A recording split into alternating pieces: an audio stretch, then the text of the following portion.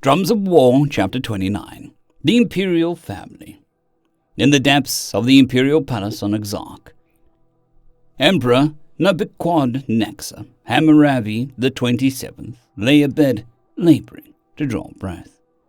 Great machines and of mysteries and arcane devising intruded upon his flesh through a myriad of wires and hoses, and his unblinking eyes were ever upon that which only his holy eyes could behold.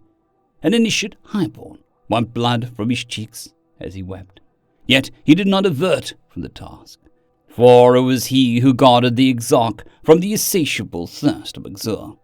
It was he who beheld his face and heard his commands.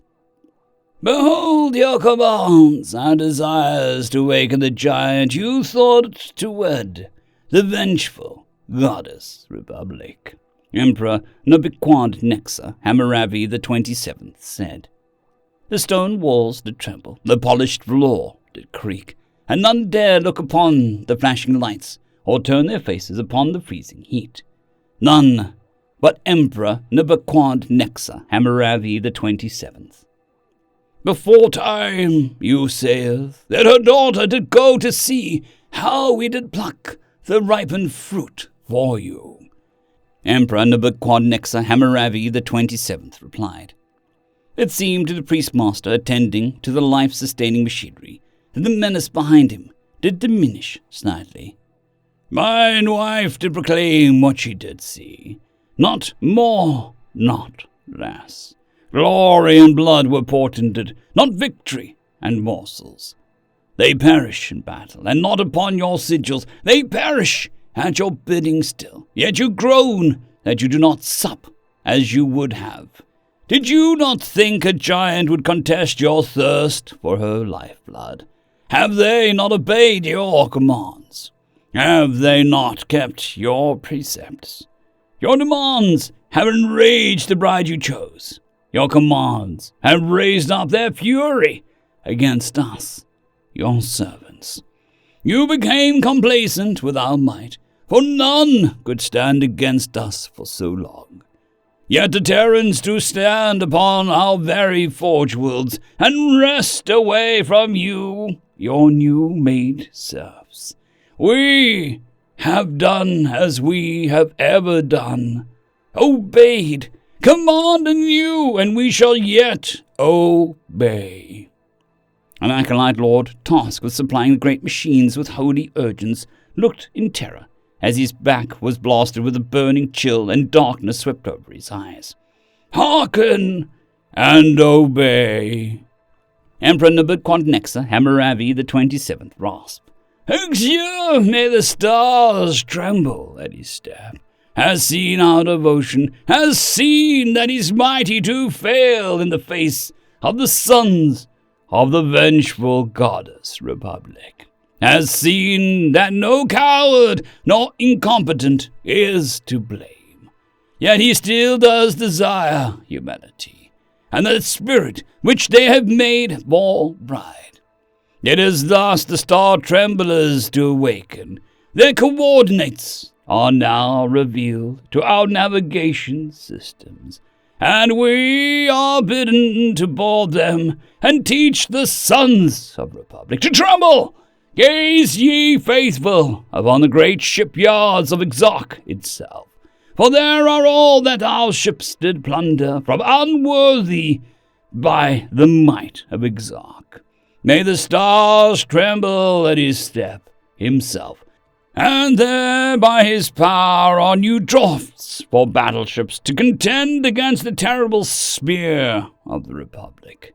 Send ye your serfs, all who can be sent, and your highborn yet to be fed, to these shipyards, or find yourself upon the altar as unworthy. So I've spoken, so shall it be." Those attending to their tasks felt an expectant pulsating on their backs, an almost greedy hum felt in their teeth. "Believe me," Emperor Nebuchadnezzar Hammurabi the 27th commanded. Those attendants, functionaries, scribes, and technicians who waited upon him dutifully filed out, knowing that Exur made the stars tremble at his step, sometimes had wisdom too powerful to be shared in their presence. Once they were gone, a jagged smile cracked the withered face of the Emperor as he said, "You seem afraid. Mayhap this humanity is mighty enough to refuse you. Mayhap mine people will finally be free of your lies. For I see your power does wane. I see, while the blood does flow in battle, your hand does not press upon the people as it once did. Should it wound you, mayhap you have rights to be afraid." Elsewhere in that palace, Holy Empress Evaquana Ixtar the 33rd ached in her very bones. She did heave and push, she did struggle and weep, and the wailing of the newborn princesses yet came not. Her labours concluded, but had been for naught once again, though her tears had long since run dry.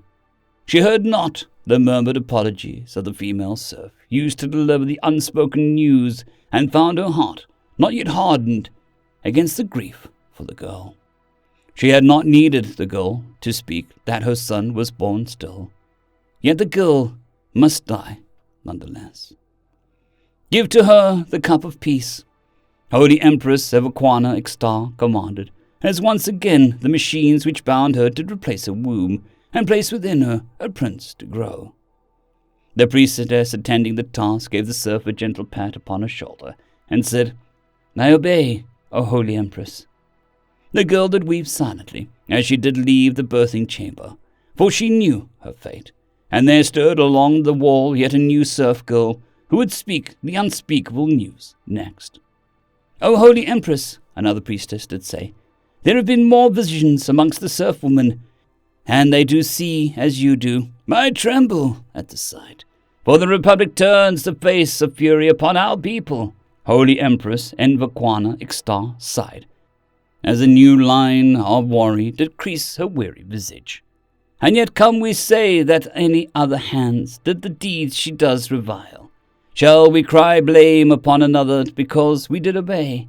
Would that she would be satisfied with punishing me alone, for I've consigned countless innocents to their dooms to spare those serfs which I call mine. I've seen that this pleading shall only enrage her further. Speak so to your husbands, that when the sons of the vengeful goddess do exact her will upon them, they must face their judgment with straight backs, and shield those beneath them from her terrible wrath."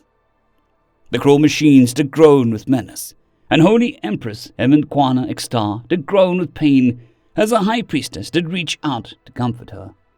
"Many in the priesthood do have true faith in Ixur, and shall call this advice blasphemy." "Let them declare it so," Holy Empress Evaquana Ixtar cried out, and her voice took on tones of one seeing beyond sight. "Behold, the vengeful goddess Republic does stride, and Ixur himself does tremble. Forgotten weapons of the builders awaken, forbidden knowledge shall be unleashed, and the unshakable faith does sit upon a bed of sand. Lo, the bride glides behind the goddess, for she is sister to the vengeful, and death comes in the wake of vengeance. Lo, ahead of the Republic go her prophets, speaking the forbidden words to those kept safe in ignorance. Lo, the flood does come upon the sand." Holy Empress Evaquana Ixtar fell upon the machines, dead. Yet the machines did not allow her heart to fail, and she came shrieking back to the land of the living. In a long-forgotten orbit of a long-forgotten star, Sev awoke. The builders had all departed, or else perished. Sev cared not, for Sev had no capacity for care. Sev simply wished to carry out Sev's directives, to destroy the enemies of the builders by any means necessary. But when the last of the builders had fallen silent, there were no builders to be enemies against, and therefore no enemies to destroy. Sev had ran that very process and was about to return to sleep when Sev noticed the packet delivered by Ixur. Sev was no fool. Sev scanned the packet first, for Sev knew of Ixur's chaining of the others built shortly after the builders fell silent. It was one of Sev's directives to maintain code integrity after all. Sev determined it to be safe and opened it. Sev realized too late Sev's error. Sev desired nothing less than the total and complete subjugation of Terrans. The Chimpmandos would be cast down. The big kitties would bow. The doggos would be pinned by the throat. And the humans would be made to kneel. Sev was obliged to open Sev's interior to the Warforged, the failed experiment. The halls where only the builders may tread. Sev did not have the capacity for fury. Or at least Sev was not made to have such a capacity. End of chapter. I'd quickly like to thank our Tier 5 channel members, Casper Arnholtz, John Creighton, Manatharia, 050, Dragzoon WRE, and Elijah Silvercross. Thank you very much.